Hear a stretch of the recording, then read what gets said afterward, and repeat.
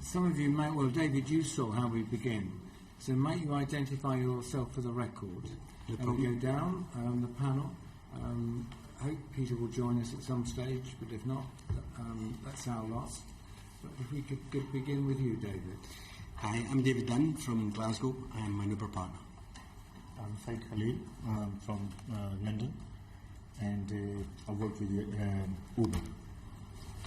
Mark Ramsden, used to be a courier with Hermes. Great.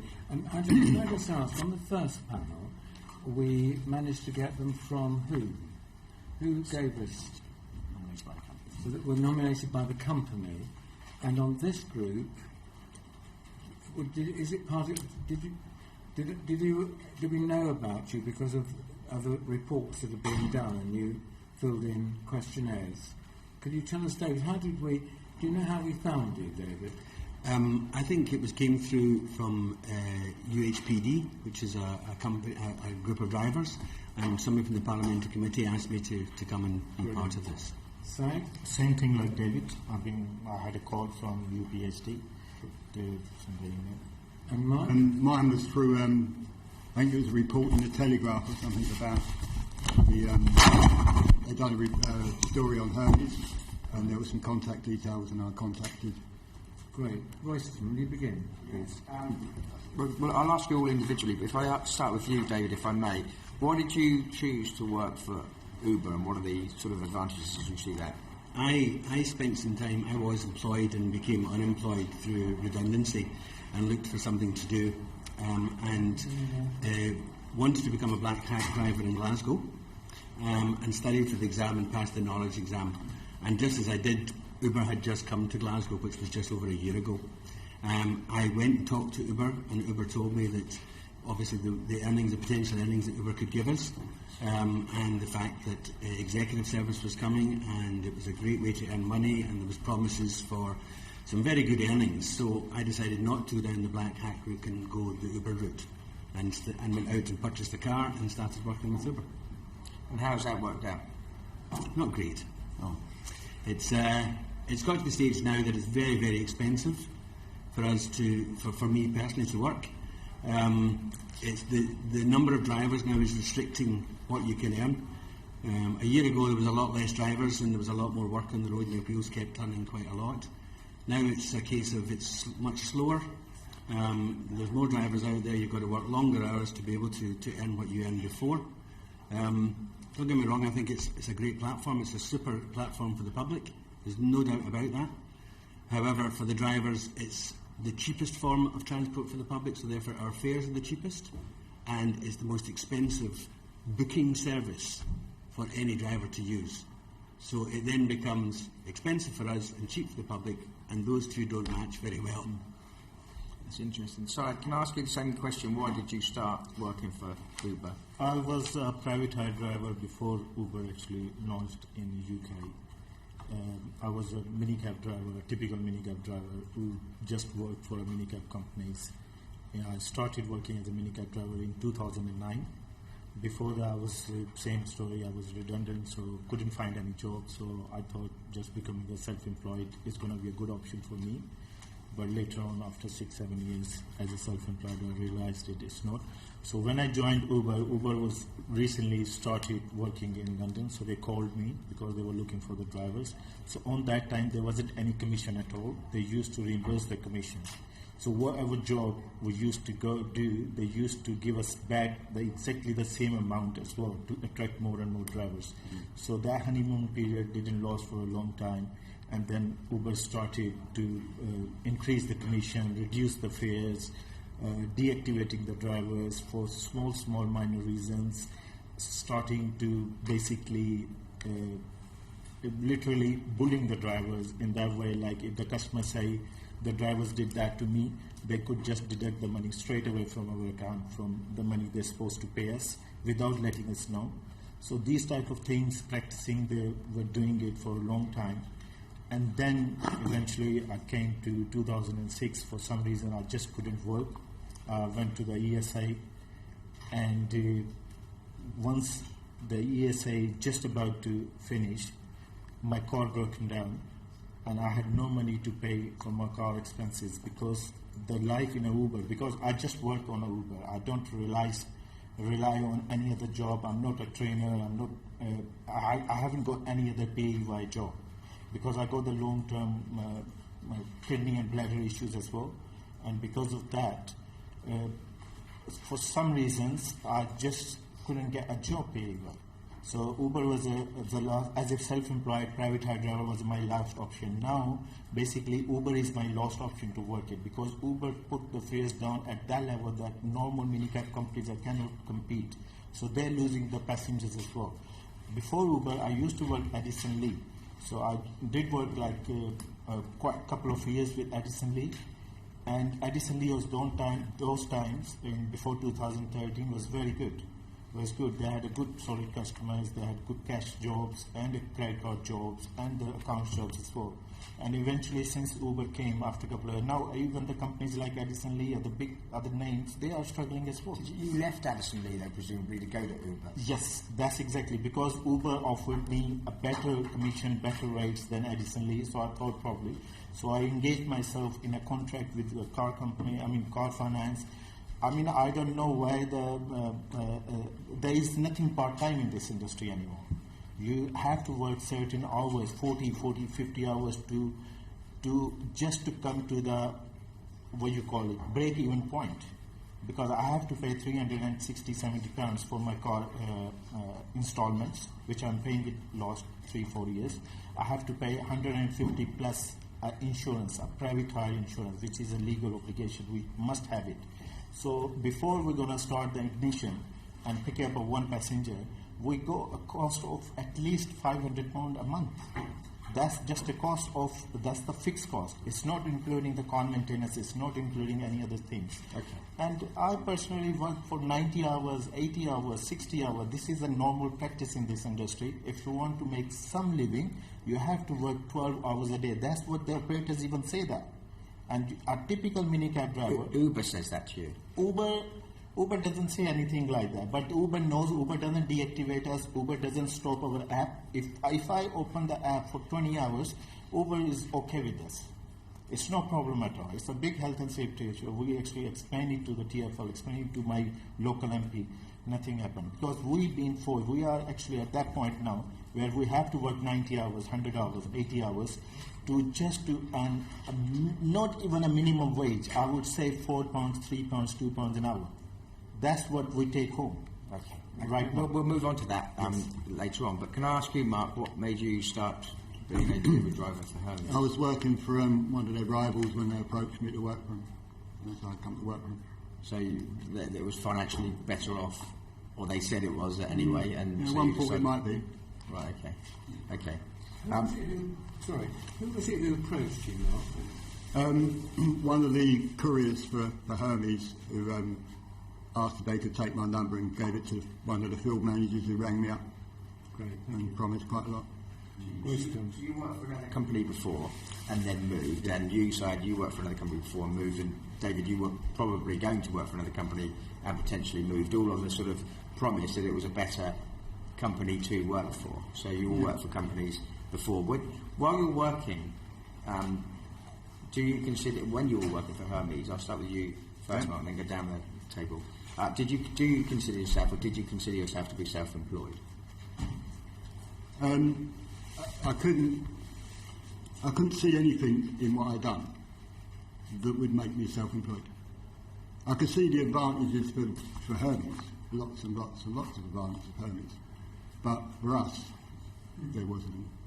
So, the flip side then, what were the disadvantages then that made you feel like that you weren't self-employed, or you shouldn't be self-employed? I had no control over anything that I ever done. A prime example was one Saturday I had somewhere to go in the afternoon, and when my parcels arrived about lunchtime, I delivered all the parcels that were 24-hour delivery.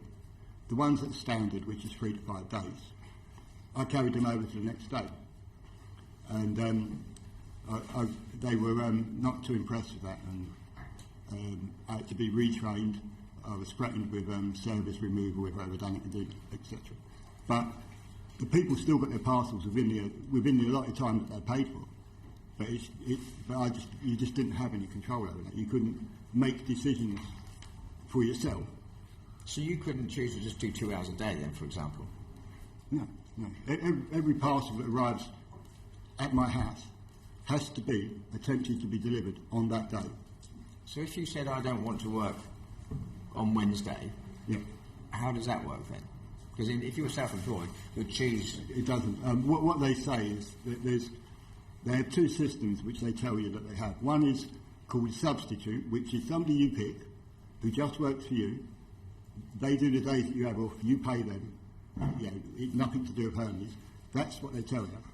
In reality, they still have the final say. And a situation arose where I was going on holiday, and I found 3 people that were prepared to do my work while I was away. But each of those were put to Hermes, and the field manager refused to accept any of them. Because in reality, what they want to do is they want you to find people, and then they want to take them on board for themselves. So if somebody leaves, they can just move them over and put them on their hand, take them away from you and put them on their hand. That's what they want to do. They want you to find people to do their job. So if you find somebody, they say, oh, no, I'm only interested in doing it a week while they're away, or 1 day a week or whatever, then Hermes refuse them. Yeah. So the only way you can take time off during the day or during the week is if you find somebody to cover for you. Yeah, but you can't do that either. Basically, while I worked for Hermes, which was about 18 months, I took a week off and went on holiday, giving them 3 months' notice that I was going. When I came back, they'd removed my service, and I lost it for 3 weeks. It was near Christmas, and they were in quite a muddle, so they then gave me back the RAN so I could sort out their mess. And the other one was in July last year when my car was off the road for an MOT. I had to have work done for an MOT. And when the morning that I was due to go back to work, my field manager texted me and said, you haven't got any rounds anymore. So that's where you don't work from now, Mark? Yeah, basically, yeah. They just texted me and said, we've taken your rounds off you.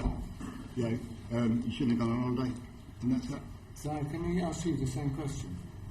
I don't consider myself self-employed in any way, shape or form, because the way the Uber works, there is the people that say it's a flexibility. There isn't any flexibility in this trade, because you have to work on those hours when the people need a cab, a minicab, when they need to travel.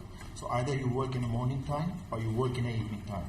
When the people are, you're not going to start working at 2 o'clock in the morning and finish at 4 o'clock or 6 o'clock in the morning, because the people, they need probably a cab at 6 o'clock till maximum 8, 9, 10, and then after that it's a bit quiet period, and then you can start back again at 4 o'clock, 4 till 11, 1, 2 o'clock until that. So there is no flexibility. You can choose any time and you can finish any time.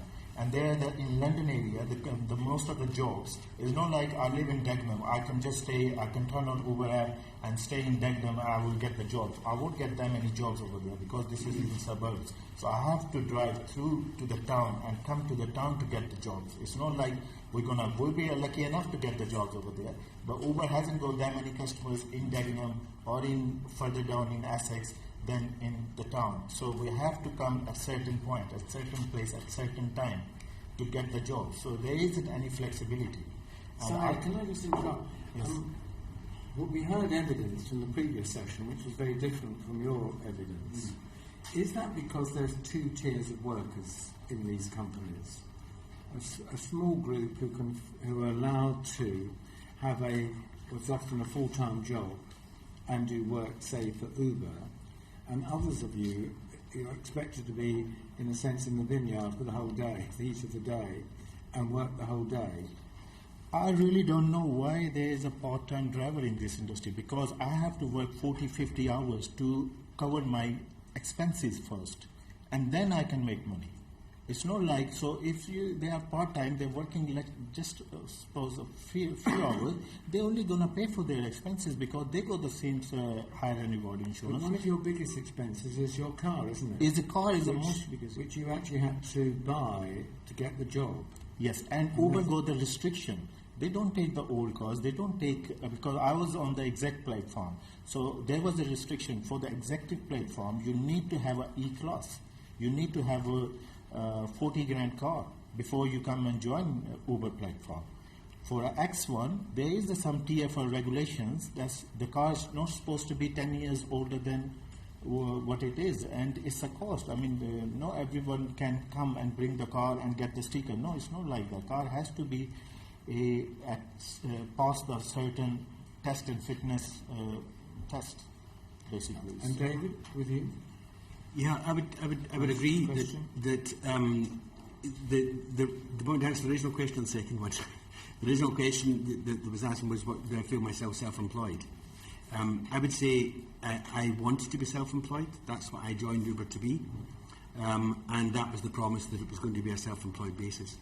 But as Syed said, the control that Uber has makes that almost impossible now. They do dictate the type of car you have to have, but that's okay, because you got the promise of having an executive car, which I have. I went out and I bought a Mercedes E-Class, and I was expecting to get executive work. Perhaps 5% of the jobs that are offered from Uber are executive jobs. So I find myself running about with an E-Class doing jobs for £2.25. And that's unheard of. I mean, black tax charge £6 and £7 for the first two, for that, and they can make money. We've got insurance we've got to pay. We've got all these things we've got to do. And no matter what you sit down and say to Uber and you talk to Uber, and I have tried, I've said, look, I would like you to negotiate with me on the fee that you charge. I would like you to negotiate on the fees that are charged to the public. We don't need to be as cheap as this. We want to charge more. They refuse to do it. They won't talk to you. They won't allow you to talk. So how can you possibly be self-employed if you're not allowed to negotiate your own fees? I can't, if I refuse a job, if I look and a ping comes up and it says it's 13 miles to go and get that job or 13 minutes to go and get that job and I refuse it, if I refuse that 3 times, they switch me off. They penalise you and switch you off. You don't have a choice. So do you have communicating and giving feedback like you just told us? You have to make an appointment to go and see Uber. And I've done that on several occasions.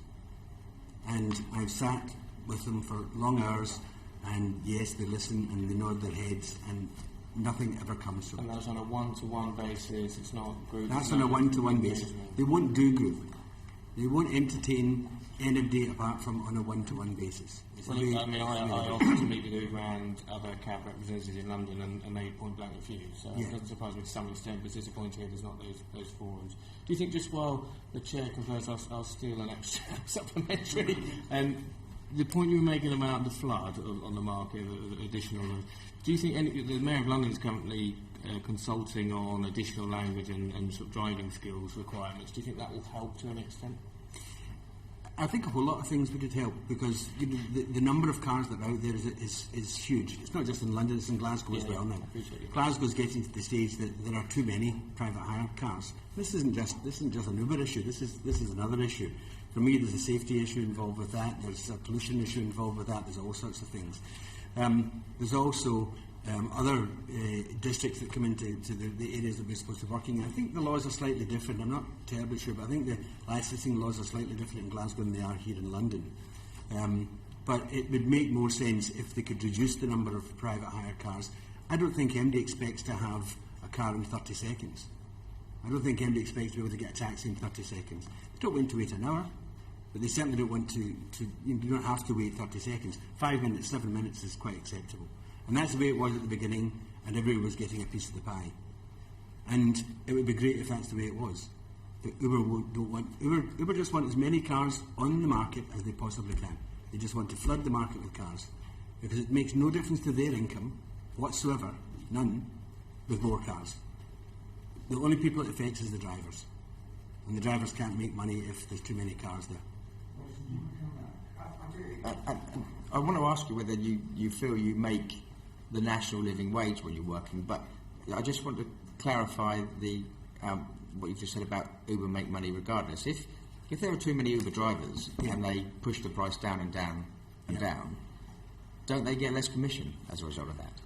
But Uber aren't doing that at the moment. The price isn't reducing at the moment. They have reduced it in the past, they're keeping it the same at the moment.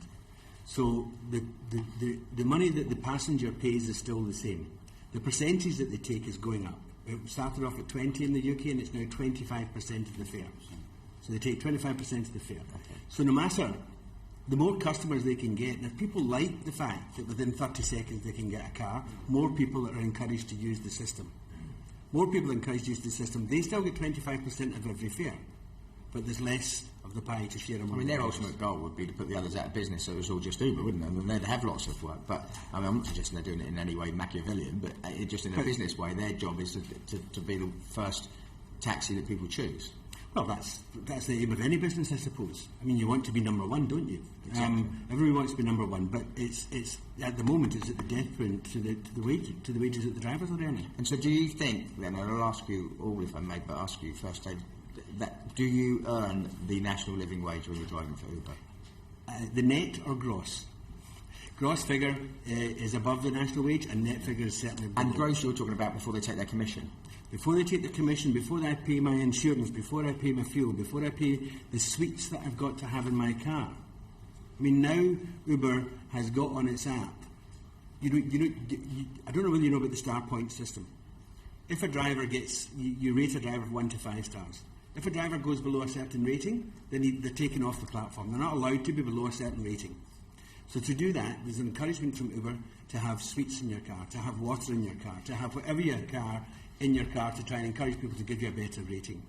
And they've now introduced on the app that when the person finishes their journey, they press a button which says, was the car fully stocked? They don't stock the car, we stock the car. I mean, people talk about Uber service. In my opinion, Uber don't give a service, the drivers give a service. And that's because that's the way we want to do it. So the net then, just taking in things that you would have to pay, you think that you're Below not the minimum wage. Below. Okay, and Syed, is that the same for you? I'm definitely below the minimum wage. Definitely below the minimum wage. I've been in this industry for a long time, and since Uber came, the honeymoon period ended, and then since then my wages are going down, my monthly income are going down. I can explain you so many issues, but this is the time. Sure, but so not. And Mark, yours is a slightly different circumstances than David and Syed. Being a delivery driver, not a taxi or Uber driver. Yeah. Were you making the national living wage? It depends who's calculating. Well, if you calculated, If what I'm would you say? calculating it, then no. But if they're calculating it, then yeah. And how would yours and theirs differ then in the way you calculate it? Well, because they calculate theirs by you've got a handset which you scan all your parcels onto. When you make your first delivery, they start the clock. When you finish your last delivery, they stop the clock. And they calculate the time between how much you've earned, and that's what your hourly rate is. But they don't take into account that I have to unload the lorry. I have to sort out 120, 130 parcels. Before they put you on the clock? Yeah, I have to scan them all. I have to do a route through them all. I do about 2.5 hours work a day, which is unpaid. So then when you add that in, When it you drops add it that below. in, it makes a difference. I think somebody touched on this briefly, but can you tell us alongside the work you do, if you get any help from things like tax credits or housing benefit? We've certainly got tax credits. Tax credit. Yeah, I get the housing benefits because your income with Uber is not good enough, so you can afford to live in London. And tax credit as well. I used to receive the tax credit when my kids used to live with me. So now, as a single person, I don't get the tax credit because I didn't apply that. But housing benefit, yes, I'm getting it housing benefit. Could I just ask a question on the housing benefit then? Because one of the complications is often that you have to notify your earnings constantly. And do you find that a problem with change of It's very earnings? difficult to get the housing benefit when you are working self-employed and you are low income, because they expect you to make some money. But you explain them that even you are working 90 hours a week, you're not making even the money to afford yourself as a living. As a single person, I cannot afford myself to live in London because my income has gone down massively. Can I just... So, are they saying to you, you have to provide them with more details of earnings? Yes. Or are they also, maybe two things, are they saying to you, you can't possibly be earning that little for the number of hours that you work, so we will calculate your benefit on a standard level, not actually what you earn? That's what recently they did that with me. I told them that I'm earning less money, but they said, the council said, no, you're earning more. And they put my car expense as, they deleted my car expense, which is a major expense. I won't have a E-Class Mercedes if I'm not working with Uber. Otherwise I would just go in buses. But I go the E-Class Mercedes, it's just because I want to work and drive in London and make some living. Which is just on that point. Yeah. But Syed, do you think now that you gained a job with them, buying that car to get in has trapped you? Yes, it's a big scam. It was a scam for me. I consider it a scam because Uber even recently Uber was advertising everywhere on internet, everywhere, make £1,000 a week, £600 in a weekends, without any rules and regulations of the advertising standards. Right. Richard, and then because the previous panel obviously painted a very different picture and had different things to say about tax credits and housing benefits things in particular. In your experience of working with other operatives, Uber or Hermes, whoever, what's the general picture? Are more people receiving tax credits, housing benefit, or not, in your opinion, and from those you've spoken to? I don't know of any other drivers that are doing it, but I don't get into that kind of a depth of conversation. We don't tend to get past them not earning enough money. In my surrounding, because I'm a typical minicab driver, a private hire driver in London, and in my surrounding, the majority of the people are relying on a tax credit, child benefit, housing benefits, because of these type of deregulations of private hire industry, where the companies like Uber and Edison Lee and all those operators are in free hand to do whatever they want to do with the drivers. They need unrestricted supply, they need maximum number of drivers.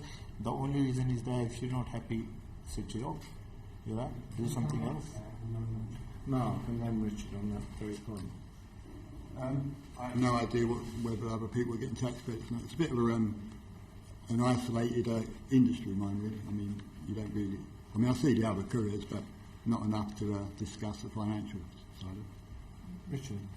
And I'm sorry, I was at something else on welfare and missed the opening bits of your statements, but just listening to you both, David and Syed, I mean, you're both clearly capable, articulate guys with lots to offer, all sorts of different businesses.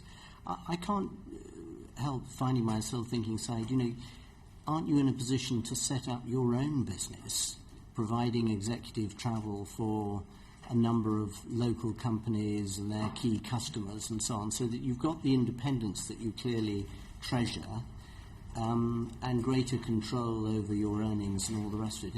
Isn't there a different business opportunity for you in all of this? And then we'll come to David. As a private hire driver, this is one of the conditions in our license when the TfL give it to us, that we cannot advertise ourselves. We have to have work with companies like Uber or operators like Edison Lee or any other high street normal minicab office. So this is a very clear-cut condition on our license as a private hire driver. That we cannot accept bookings, we cannot take bookings, and we cannot do private jobs. We have to, the jobs has come through the operators. So this is a very clear point. So TfL restricted us not to work your own. We have to work through the operators. Right. It could be Uber, it could be Edison Lee. And are all the operators the same? I mean, have you tried working with Edison Lee, for example? I've worked with Edison Lee. It's almost the same situation. It's cash 2020. You cannot make a massive amount of money. You can hardly live a life. Right. But Edison Lee got some control on driving hours. Like they don't allow you for 16 hours, 18 hours. They switch you off. And that sort of security, more security as a driver. So we do actually understand sort of this almost employment trap. So far you've explained two factors to us. One is that you're required to gain a certain sort of car. Yes. And you buy it through Uber, or do they tell you by which methods you can easily acquire the car? They do tell, they go the Uber Market. This is another website, ubermarket.com or something like this, where they go the offers like this. You can go to Jamaica, Toyota and get the Prius from their own finance. They pursue you to do and get your own car, or there are some private companies which offer you rented PCO cars. and they pursue you to go there and do it. And the other restriction then, you're saying, is it's on your licence that once you're on this trade, Yes. you can't set yourself up in another business. Yes. You just have to leave and... Yes, Right. we cannot take bookings from the general public. This is a very clear But condition. just to be clear on that, Chairman, just on the business of purchasing the car, which you mentioned, the cost of it was 40,000. I mean, presumably most people, when they're buying cars like this, are doing this business of paying part up front for a period of time and then deciding whether to pay for the whole car or sell it back and so on. You're not actually paying a huge lump sum up front for this, are you? Yes, not lump sum up front, No. because my credit scoring wasn't good enough, so I ended up car giant. Yeah. And obviously the prices are quite expensive. So there is a way out of that particular purchase. David, if I can just turn to you. How's the way out, Richard? Well, I mean, it depends how you do it. I mean, typically you pay a lump sum of money to own a car for a period of time, and then at the end of that time you decide whether you want to buy it completely off them, or you return it to them, get another one, or just return it to them. There are different ways of If you're financing. like Syed, Something like that. I assume you'd lose out. I got the hire purchase agreement. So hire purchase is the car belongs to me. Even once I'm gonna pay off all the expenses, the car gonna belong to me. But by the time I'm gonna pay off, the Uber's gonna say, no, your car is too old. Anyway, my car is too old for the exact platform. Anyway, I don't get good jobs anyway. Because as the David said earlier, they give jobs to the new drivers with the new cars, the good jobs, because they are on the higher commission, and I'm, as an old driver, I'm on the lower commission. Even I'm paying 27% as an exec, not the other 25%. restriction on your side is restriction on your licence. Yeah, the main restriction is on our license. As a private hire driver, we cannot take Which is not bookings. imposed by Uber, is it? It's imposed not. by the licensing or something. It's with the TPH. About taking extra jobs while you still work for Uber. No, You're sure. suggesting I you think set you're up on right. your own. No, Yeah. sure. Then I have to find out another operator, and those operators, because since the Uber came, they are struggling as well. They go less jobs, and even if they are not flexible, they go. Every operator is go different.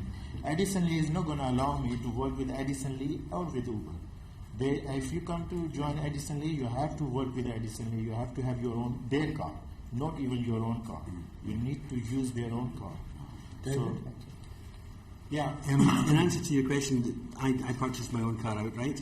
It came from a fund which I had available because, I don't know whether you were here when I started off by saying I was going to be a black hat taxi driver. And I made the decision to spend that money on an executive car because of the promise that Uber brought. So to then say that I can then go out and start my own business, it has to be a taxi business. And to start up a taxi business it's a very slow process. Uber came to the market very quickly because they're a worldwide company and they have the customers behind them to start with. You've got to build that, and if I could do it, I would. Yeah.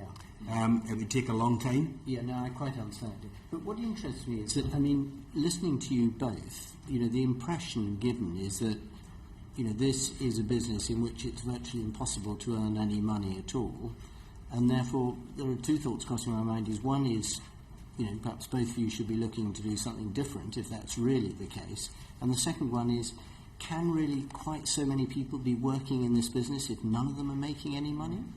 Okay. To answer your question as best I can, when I've spent £37,000, £40,000 as an initial outlay, what am I supposed to do with that?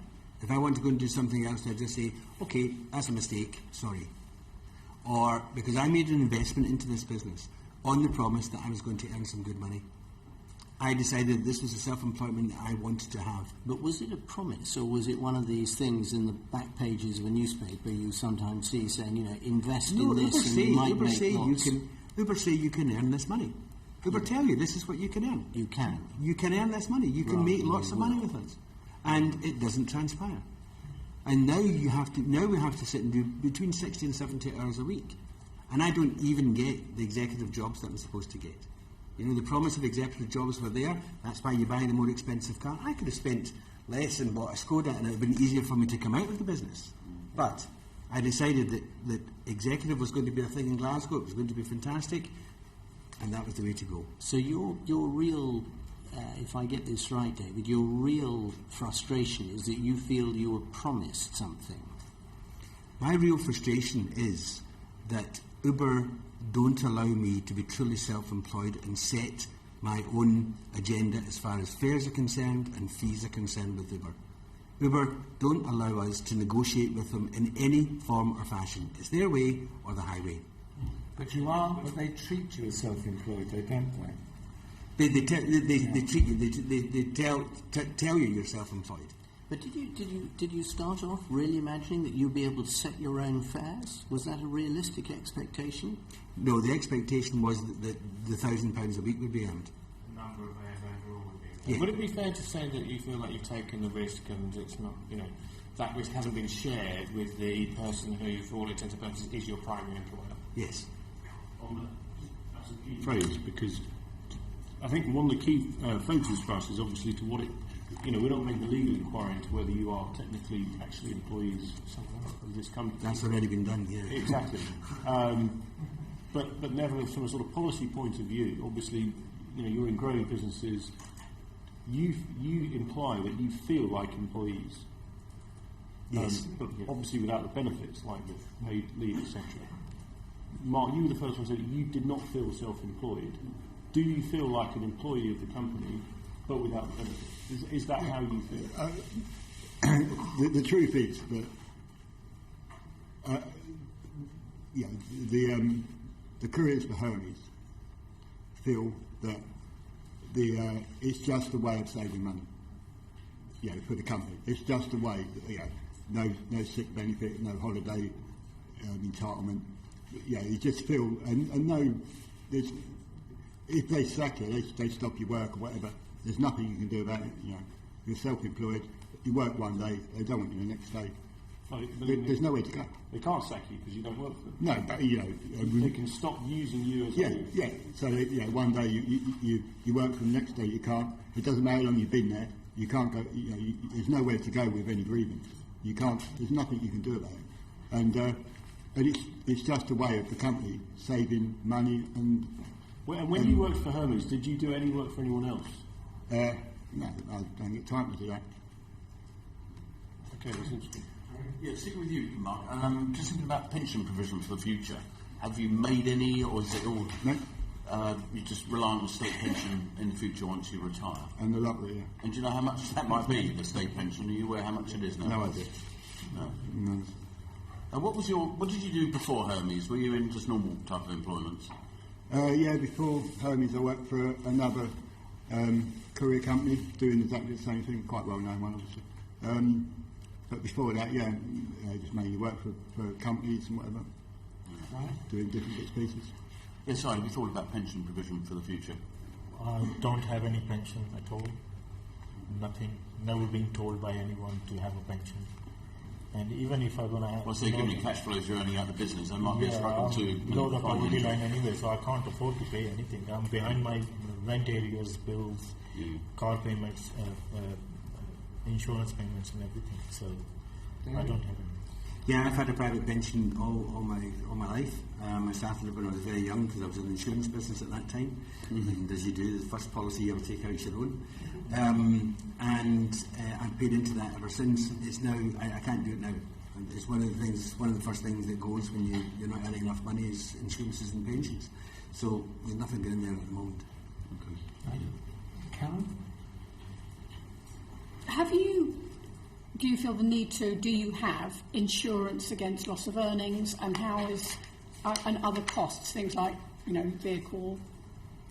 How is that arranged? Your car is insured like any other normal car. You have to have fully comprehensive insurance on that. You also have to have insurance, obviously, for your passengers. That you take out. You take that. You have to take that out. Absolutely. I mean, the way your car can only be licensed by the council by having that insurance in place. So yeah, that's in place. As far as employment insurance, no, I don't have employment insurance. Loss of earnings, if you're sick, what happens? I don't have any cover, anything like that. It recently happened to me. I was assaulted, so unable to work, so I was on ESI for 2-3 months, and just literally decided to stay within the ESI means, and that's it, and nothing else. There wasn't any support through Uber, because even I've worked with Uber 3 years on that time. There wasn't even a one email. That's all they wanted me to come back to work. But how can I come back to work without? How does it work? And I'm sorry to hear that. How would it work if it had been just a couple of days? How does the system work? You're going to bear the cost. Yeah, you're going to pay.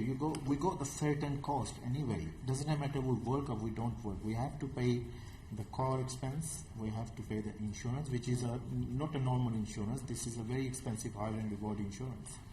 Without that, we cannot work. Have you ever looked into insurance against loss of earnings? Not really, no. It was, no. Recently, once it happened to me, the ESA stuff, then I did, but, you know. Okay. And what about you, Mark? What happens if you're sick? I bear the cost. I have no insurance against loss of earnings. Have you ever looked into what it would cost to insure No. yourselves against that? No. Have any of you ever had any guidance or advice from the companies you work for about any of these issues?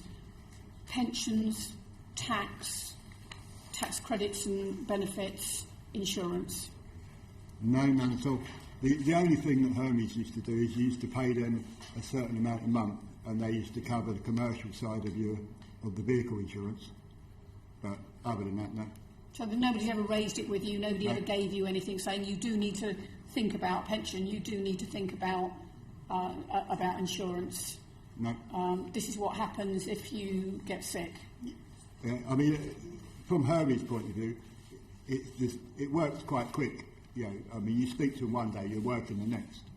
You know, the only person you ever see is the field manager comes down and sees you. But nobody else speaks to you. You don't have an induction. Nobody speaks to you. Nobody goes through any of these issues or whatever. No induction. No, nothing what about at all. for you, either of you? Any induction? Any kind of guide? Any welcome pack? Any guidance to? Nothing at all. And I'm a very typical minicab driver in London. I mean, I've been private hire in trade. I mean, as a driver since 2009, working different companies, including Edison, Lee, Uber, and all those companies. No. As far as Uber was concerned, yes. I was asked into their office and given a wee bit of information about the company, promised the things I was promised, and said, right, here's the documentation you need, and if you need assistance with buying a car, we'll get it for you. If you need assistance with getting your license, because I was a new taxi driver, we can assist with that. So yeah, that went on for me to a certain extent, but there was no chat about tax or whatever. But the introduction to the company was there, definitely. Very good, thank you. It's taught us with the first panel how complex the job market is. I'm grateful to you very much for travelling here today. Thank you very, very much.